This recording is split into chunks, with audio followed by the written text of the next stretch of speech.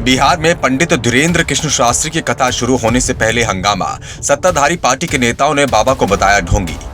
बिहार में सरकार का सनातन विरोधी चेहरा आया सामने। देखिए कैसे बिहार में हो रहा बागेश्वर सरकार का विरोध।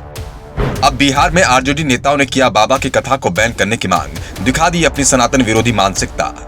पहले हिंदू राष्ट्र के पोस्टरों पर कार्रवाई या पंडित धीरेन्द्र कृष्ण शास्त्री को बैन करने की मांग। देखिए क्या है बिहार सरकार की सच्चाई। आखिरकार लालू यादव की पार्टी के कौन से नेता कर रहे हैं बागेश्वर सरकार का विरोध? क्या है इनकी मानसिकता? हिंदू राष्ट्र के नाम से क्यों लग रही है मिर्ची? कैसे बाबा को बताया ढोंगी, लगाया अंधविश्वास का आरोप? देखिए पब्लिक दर्पण न्यूज की रिपोर्ट में। एक तरफ बागेश्वर सरकार देश को हिंदू राष्ट्र बनाने की मुहिम पर निकल पड़े हैं, तो वहीं कुछ लोगों को बाबा की इस मुहिम से काफी तकलीफ होने लगी है। अब बिहार में बाबा की कथा शुरू होने से पहले ही सत्ताधारी पार्टी के कुछ नेताओं को बाबा की कथा से मिर्ची लगने लगी है।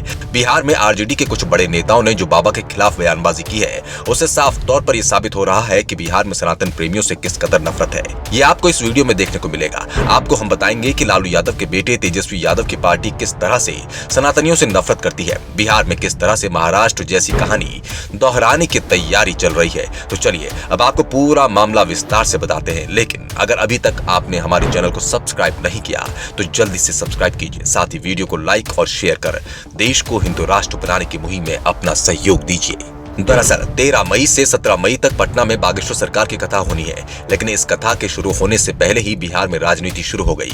सत्ताधारी पार्टी राजद के नेता बागेश्वर बाबा के कार्यक्रम को रद्द करने की मांग पर अड़ गए हैं। राजद के प्रदेश महासचिव अरुण कुमार और युवा राजद के मनोज यादव ने कार्यक्रम शुरू होने से पहले ही बाबा पर आरोपों की झड़ी लगा दी है और इन आरोपों में अपना सनातन विरोध चेहरा भी खुलकर दिखा दिया है।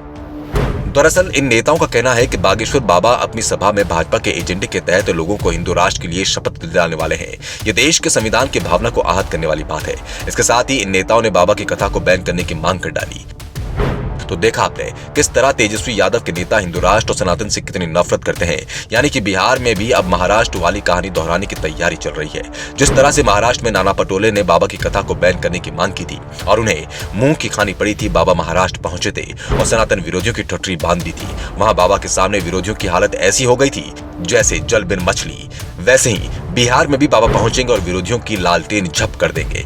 बिहार में सनातन विरोधियों को एक बार फिर मुंह की खानी पड़ेगी। आपको बता दें कि कुछ समय पहले हिंदू नववर्ष पर बिहार में सनातनियों ने रैली क्या निकाली, कुछ भगवा झंडे क्या लगा दिए कि बिहार सरकार इतनी भड़क गई थी कि उन भगवाधारियों के खिलाफ मुकदमा दर्ज कर जेल में डालने की तैयारी कर दी थी।